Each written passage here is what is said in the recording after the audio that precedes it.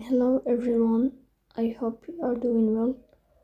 Today we will talk about how to fix or how to solve the problem of Grammarly app. You will click on settings.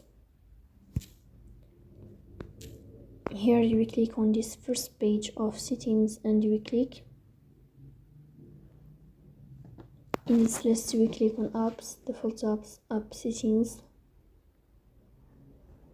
Here in this list you will search about the application of Grammarly and you will enter. Here in this page you will click on first stop and you will click OK. Here you will enter to the window of storage. Then we click on clear cache. In the end you will turn off your phone and you will restart your